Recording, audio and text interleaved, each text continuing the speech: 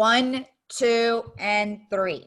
What's up, everybody? Welcome to another episode of Confident Closers. Here with your host, Ana Maria Sanin, and my co-host, Kevin Jimeno. What's up? How's everybody doing?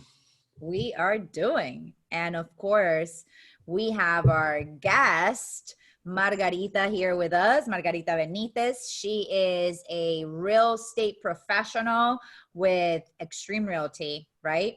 Yes. And if I'm not incorrect, you are the top 3 real estate agents in your company. Yes, I am for 2 years in a row now. That is amazing, girl. I'm telling you, all this women power. Kev. I know why. I'm loving it. Awesome. Well, Margarita, as I had talked to you when I mentioned having the opportunity to have you with us and just come on to this platform to be able to share with other women your story, right? And so I would love for you to take us back, tell us a little bit about yourself and okay. Hello, everybody. Thank you for listening. Thank you, Ana Maria, for having me on your Confident Closers podcast. Okay, my amazing story, my imperfectly amazing story. So I came into the country when I was 19 years old back in 2000. I live here. I came with my mom and my brother. My mom was just recently divorcing my dad. So it was just the 3 of us moving to a brand new country.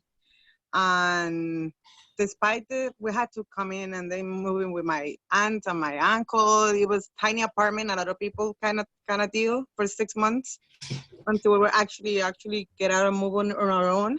But then after that, I became an adult. I turned 21, and she was able to gain her green card in the United States, but I wasn't included in her plans because I became an adult. So it was either me going back to Colombia or move to Canada and then start from scratch in Canada. So the decision was that I moved to Canada back in 2004 all by myself, 2 luggages, and that's it.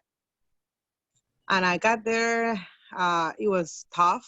My beginning was tough, starting in a refugee camp for refugees. My family was there as well, but they were studying as well, so I couldn't move in with them right away. So I had a little bit of struggle. Literally sleeping on a inflatable mattress in a living room of frame for a month until I was actually able to move in with my cousin and her family and my younger cousin as well. I lived in Canada for 6 years until 2010. I'm a Canadian citizen. I love that country. That country is amazing. The diversity, it's amazing. One of the things that are very surprising is that the city that I was living is Mississauga, which is 30 minutes away from Toronto. So Toronto would be like Miami, and then Mississauga would be Fort Lauderdale. So that's so that you can familiarize a little bit with it. I made a lot of friends, which I do still have in contact with. They were my family for 6 years, and we still have good contact with it. So my house was always the point house. I was the one making soup or cooking in the weekends, and I started working as a contact center rep, bilingual contact center rep at a clinical research company called Cetero Research. They were doing studies and studying medications and all those things. Yeah. And I worked there for 4 years out of those 6 years. But in between those transfers, they actually opened an office here in Miami. So I was able to come back to Miami, and I was the training specialist for the bilingual staff at the company. So I was moving back and forth. Between those back and forths, I met the father of my son. And then a year and a half after, I got pregnant with my beautiful son. And then I was living in Canada by myself, and everybody was here in Miami. So I said, I'm not gonna raise a kid all by myself. But I have my friends and my aunt and my cousin, but it's not the same as not having the father of your son and your mom and the entire family being with you, supporting you. I was scared. I was so scared. It changed your life. Well, Ana. Yeah. having no wanting to get pregnant, then getting pregnant, and then not knowing where do you even start. Yeah. It's just changed your life completely. Yeah. So, and then when I became a citizen, I moved back into my mom's house back in December 2010. So I have to, after being all by myself, all on my own for 6 years, I have to come back to my mom's house again, moving with her, pregnant. Yeah. So that was a challenge. Wow. It's not easy, but thankfully she was with open arms, And so, and I okay, had my so you brother. moved back to Florida. Yes, Now you're moving back with a baby or with a yes, baby to come. Uh, yes. how did you, what happened next? I mean, were you in the industry? Like, were you, I mean, obviously you were working with that company you're telling me doing, doing the The interpretation. clinical research. Yeah. Yes. But, so then what? Then what? At that time, my uncle, he was a real estate agent. My uncle, when I got, he's the one that we moved in as soon as we got here to the States. So he's like my father figure. He took me in once when we got here in the States. So then he's like a father figure. When I got back, he was in real estate. He was doing awesome. He went through the bubble back in 2008, 2009, 2010. He was able to make a lot of money. He bought a bunch of houses, and he's like, real estate is the place to be, real estate. But my thoughts were not even close to becoming a real estate agent. Not even, nothing, not at all. Yeah. So for a year, I stayed home with my son on my mom's house, Okay. working here and there, but I was on my mom's house. Then I started working in Virgin Land Development. They were actually the company that built 595. Got it. So I started working with them. I worked with them for 2 years until I decided, you know what, I think I want to have time for myself and have schedule availability for my son's classes, shows, or whatever it is that he needs on a daily basis, not having a 9 to 5 job. Right. So it was a hard, it was not an easy decision. I was back and forth, but I had my 9 to 5 job anyway. So let's talk, you know what, let me stop you there for a minute, Margarita. Let's talk about the emotions, right? And the challenges that came not only when you found out you were pregnant, right? But then now you are back in the States living with your mother, right? Mhm. And you're back at home. So you're sort of feeling like you're taking a step back, right? And like, Completely. um, did you, let's talk about your insecurities at the time, if there were any, and how did you confront them? What were you My dealing insecure, with, and how did you to confront it? begin with, I had no idea how to be a mom. I mean, nobody's being taught. All I knew was what I was when I was raised, how my mom was a mother to me.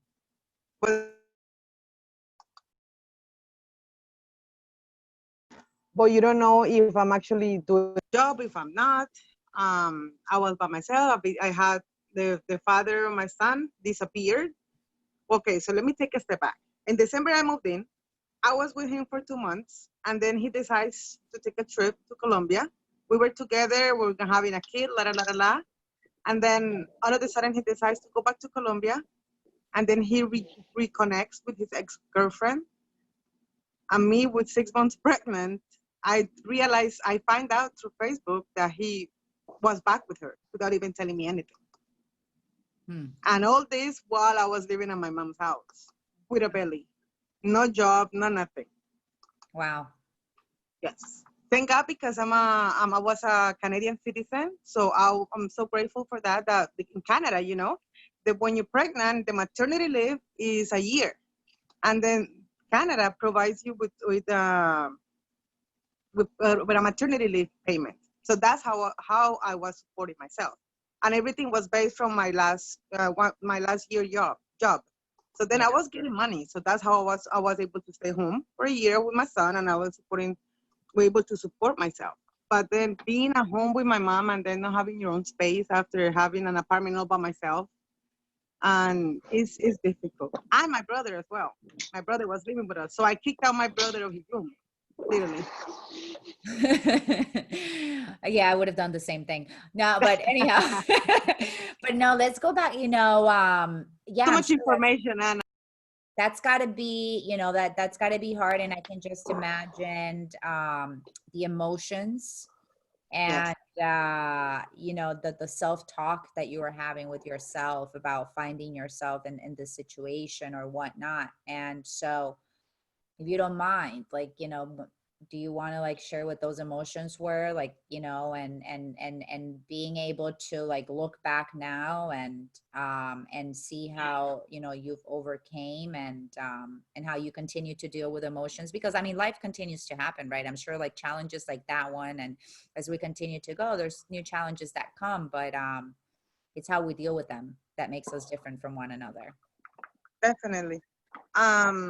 It was a lot of night outs crying all by myself in my bed, feeling alone, even though I was with my mom. But then this guy all of a sudden disappears, and your hormones are to the roof because you're pregnant. Mm-hmm. So, and then he was one of my mom's best friend. So he's not only doing that to me, but he's doing that to the whole family, to the whole circle of friends, and my mama, my brother. It was a huge shock. And now that I think back at it, I thought I was gonna die, literally, because I would brush my teeth crying, I would eat crying, I would go to bed crying, I wake up crying, everything was crying, without even just sitting and looking at something, I would start crying out of the blue because of all the feelings and insecurities, and you feel abandoned, and it was just hard. It was hard. But now that I think about it, that makes me so much stronger now, and it was meant for me to suffer and to go through that so that I can become the woman that I am right now. Amen. Yeah. That's what I think. All right, cool. And do you now moving forward into like having your son, right? Now you were telling us about your uncle Yeah. being in the business and making a lot of money, and then now you're transitioning into the business, and then as a new mom finding yourself, like, okay, I want to be part of my son's life, like I want to be here, I want to be there. Those emotions that you were dealing with, like tell us more about that. I know there's so many women out there who are either just having a baby and have this careers and dreams, but also want to be part of both. Like, how was that for you? For me, for example, moving out of I'll stay with my mom for a year and a half, and then we will fight sometimes because she wanted to tell me how to be a mom, what to do, what not to do, and you know how we are. Probably we're gonna do the same thing with our kids because that's just how Latinas are. They Yeah. wanna get into your kids' business. Yeah. My uncle was very, very, very supportive. He still is a father figure, a mentor in so many ways. I will go for him if I want to make a decision. I will go on for an approval for him. My dad's still in the picture. I mean, he's in Colombia, but he's in Colombia. We don't really communicate much. And then by the time everything happened and I had my son, I want nothing to do with men. I don't want nothing. Literally, I want nothing. My ex-husband, which we'll go into that later, I even through my pregnancy, my poor brother had to take the bitch out of me. Like literally, I was a bitch to my poor brother. I made him cry sometimes because I was rude to him. I was mean. I don't want nothing to you. Get out of my face. I don't want to know anything about you because you're a man. So then That's it. pobrecito, seriously. Now he says, man, I went through hell. I'm back with you. Like seriously. I said he took it like a man. He took it like a brother. He knew how I was suffering, and he says he even cries sometimes. Like, I hate to see you cry. I wish I could not see you cry. How hard it is for a man to see a woman pregnant crying. So it's really difficult. Then I met my ex-husband now, when he reached out to me when my son was 4 months. But like I said, I want nothing to do with men. I said, you know what? I want nothing to do with you. I'm not interested in you. We cut cuts, but he's still friends with me on Facebook.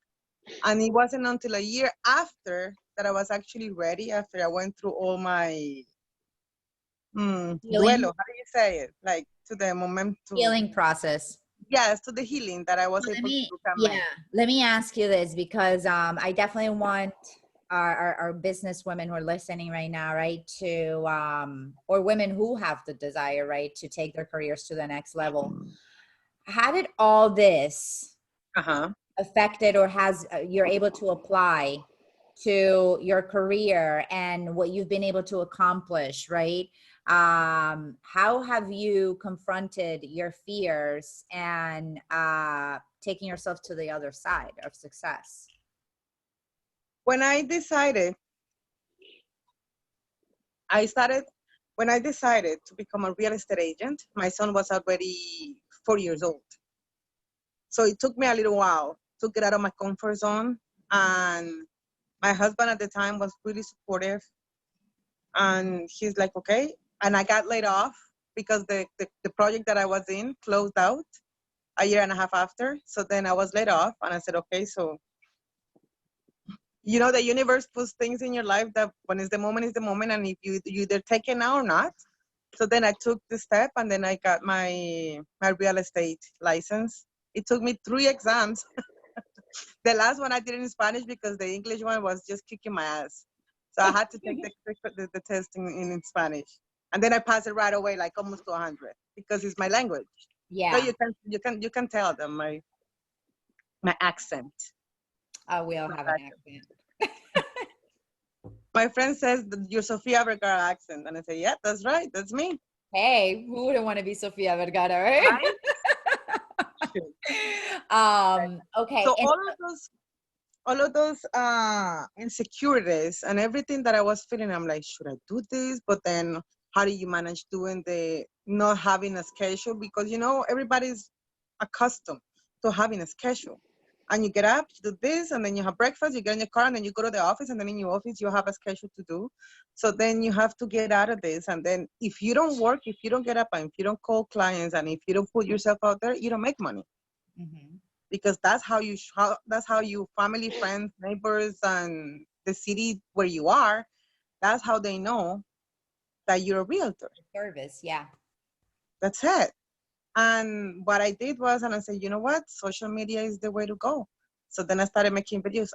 Now that I go back 4 years ago, I sounded horrible on those videos, doing the videos and doing interviews, and it pays off. It really does pays off. Like, so unless you're in that. How did you control your mind? How did you control your thoughts? How did you control your fear when you made the choice to go from a 9-to-5 to now be an entrepreneur? Like, because I know a lot of women or maybe even men who are listening to this, I mean, yeah. That's one of the biggest fears. It's like, wow, how do I go from like having a financial security to just, and how do I handle those emotions? I mean, I know Kevin can talk a lot about this too. Unless he's frozen. No, can you guys hear me? Yeah. Yes.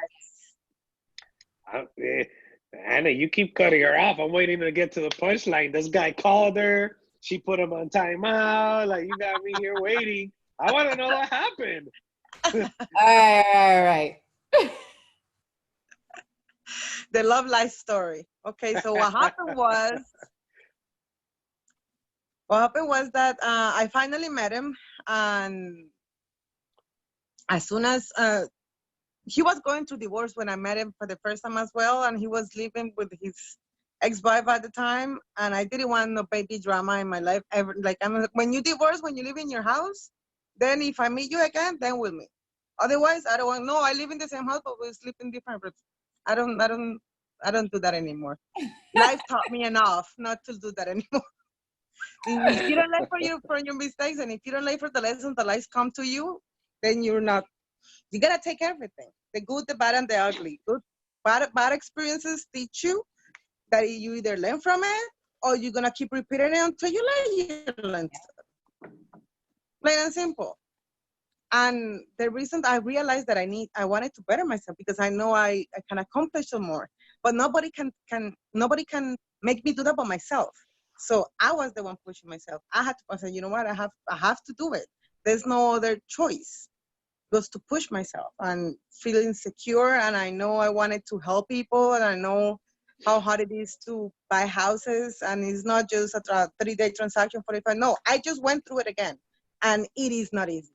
And if you don't have the right person, if you don't have the right communication, shit is hell, seriously, because I just went through a 3-day closing. We'll talk that about it at the last minute.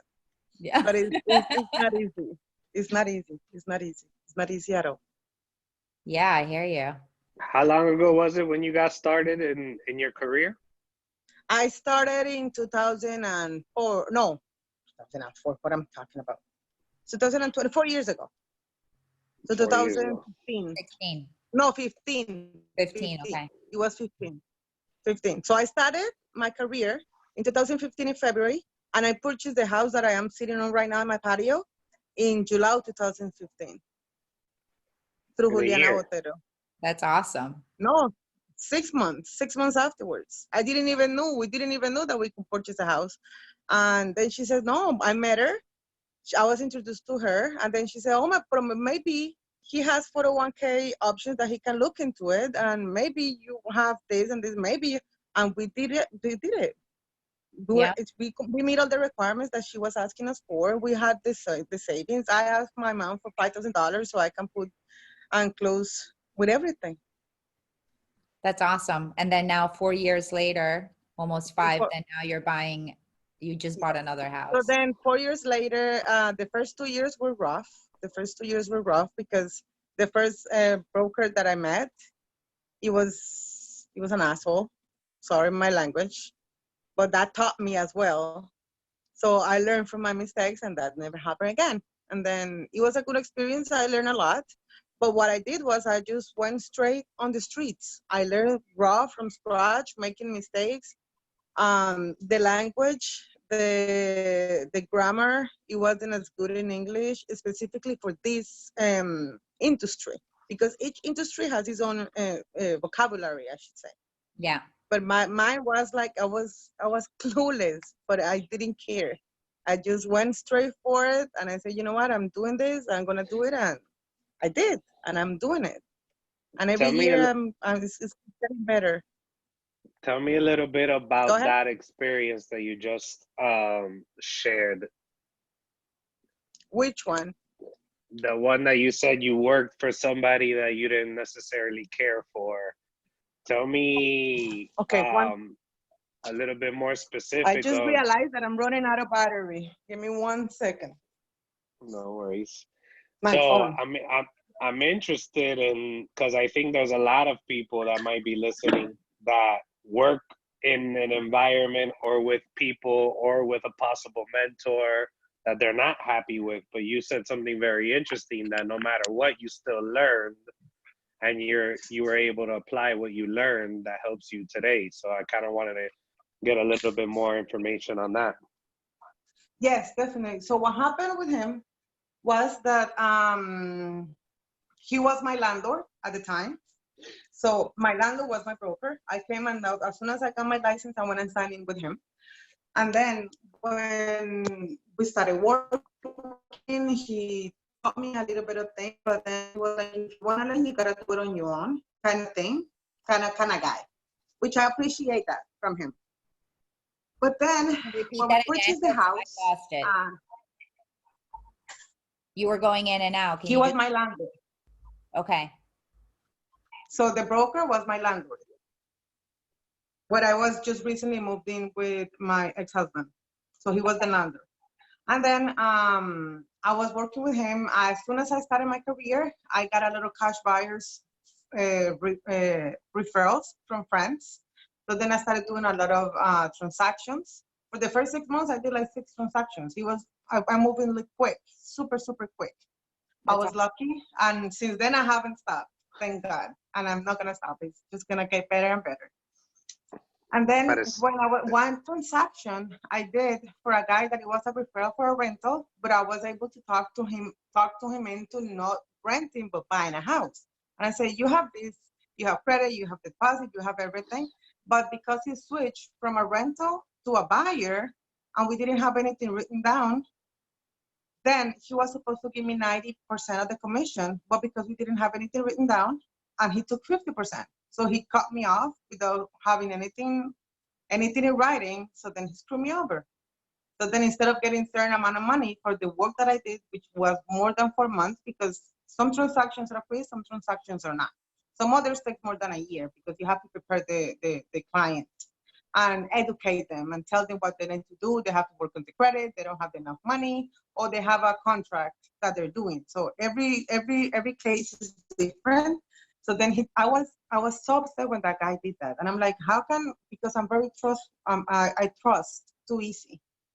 So that was a lesson for me to learn that you cannot trust everybody. Not everybody's as good as you are. That's just something that I learned with time. And now I'm very careful, and now I don't take my chances. I'm not saying that I might not do it again, because when you're a good person, you tend to trust them, but hopefully it doesn't happen again. So that's what happened with him. So as soon as he did that to me, I canceled my thing with him, my brokerage with him, and then I moved to Optimar. You know Optimar, Ana Maria? Yep. And I met Donna in Optimar, which is an amazing person. I don't know if you met her. I don't remember.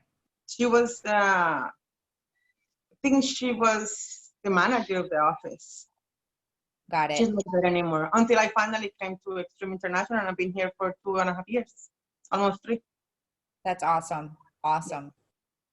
Well, but going back to Kevin's question. So on how do you make sure that you don't make the same mistake again? And how do you the way that I learned throughout all these years is that the energy that a person, you have your gut and you have your energy telling you how to read a person.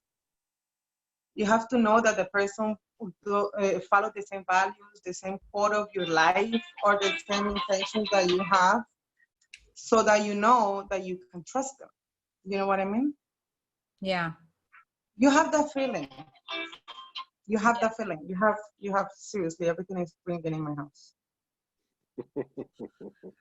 No, and you know what I'd say, sometimes when we find, and it's happened to me in the past, right? We find ourselves like feel like we're stuck in a specific situation or job, or with a specific like group of people or whatnot, and we sort of don't see the light, or don't think that this is necessary of what's happening in our lives.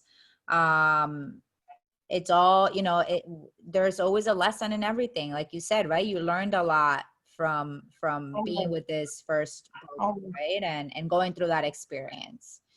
So what I'm getting is, looking at the good that can be found in the challenge, right? I would say. It's depending on the way that you take that experience, it was either quit being a real estate agent and get your 9-to-5 job again because this guy did what you did to you, or just keep pushing through it, find somebody find another broker or another company office that actually feels right in your heart and in yourself, that you know that you're gonna feel comfortable, that you don't that it feels right for you to do it. So it depends on the way you look at it. Yeah. Or what experience you get from it. That's just it. Yeah, absolutely. You ever look back at, from the start of your story, you sitting in bed, crying, feeling hopeless, feeling like you were gonna die, using your words, to now, today, where you're buying another home?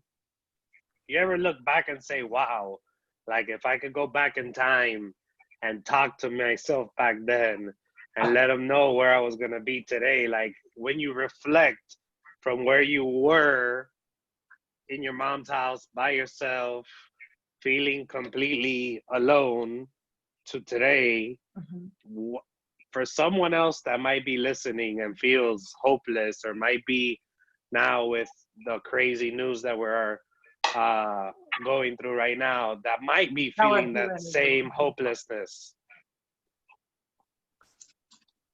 Well, I mean, probably when I was feeling like that, and I know my mom was telling me, don't worry, it's gonna get better, it's gonna be okay. It is so hard and so difficult for us when we're going through that pain, and when you're feeling so low that you feel hopeless completely. But then, if I could tell myself over there, I would say, you wasted so much time, that seriously. It's not gonna be the end of the world. It hurts. You gotta let it hurt, because if it doesn't hurt, you don't learn your lesson. And you're living the lesson because it's needed in your life so that you can become a better person. You just, it doesn't matter how low you get, how bad in life, a lesson is teaching you something. You need to learn the best of it and know that 100% is gonna get better. If you know it's getting worse, it's just gonna get better. No, maybe not tomorrow, not the day after, not in 6 months, but eventually will get better. And it all depends on us. What do we do with our lives and how do we take it? And if we make it last a month or if we make it last a lifetime. I love that. It's up to us how long it lasts before it gets better, because the longer we sit on it and the longer we pity ourselves, or the longer, we fall into that depression or that emotion, the longer it's going to take us to, move forward. So I love that you said that. Definitely. Totally. I mean, it's now when something bad happens to me, I learned that how to just, if I need to cry it out, I just cry it out, because you have to let your emotions out. Yeah. You have to let it out. If you need to take a day for yourself, you take a day for yourself. But then the next morning or the morning after, you get up and be better and learn from it, and just get up and deal with the world again. That's all you have to do. That's all we can Nothing, do. life is not perfect, and it's not gonna be perfect. Yeah. You just take the best of it. How can people get in touch with you if they want to work with you, if they want to learn more, if they want to just have a conversation and they feel your story helps them? How can people get in touch? Oh, they can contact me on my phone, 954-625-5859. They can follow me on my IG account, which is Extreme Latina Realtor, with an X, no with an E, with an X. Extreme Realtor? Extreme Latina Realtor, yes. Okay. And that's because my office is Extreme International Realty. So that's something I created like 3 years ago. And I said, I want the Latino community to know that I am a Latina that can help them. I know there's a lot of Latinos, but I know the kind of service I provide and the help. The human side of me always comes up in every and single transaction, to the point that most of my clients become my friends. Yeah, awesome. I've been to their houses. I will keep in touch, everything. What about Facebook? How can they find you on Facebook? Margarita Rosa Benitez. Margarita Rosa Benitez. Awesome. Mm-hmm. Awesome. Well, thank you so much, Margarita. Thank you guys for having me. Sure to hear your story and have our listeners be able to engage and relate to it. If any of our listeners are going through something similar or have gone through something similar in the past. And so grateful that, you are accessible for whether it be business and or just having a conversation, simply because they found a common denominator with yourself and them. So with that, super grateful. Have an awesome day. Thank you so much. And to all of our listeners, we can't wait to see you on our next episode. Yes, thank you for having me, Anna. Nice meeting you, Kevin. Nice meeting you. Bye, guys.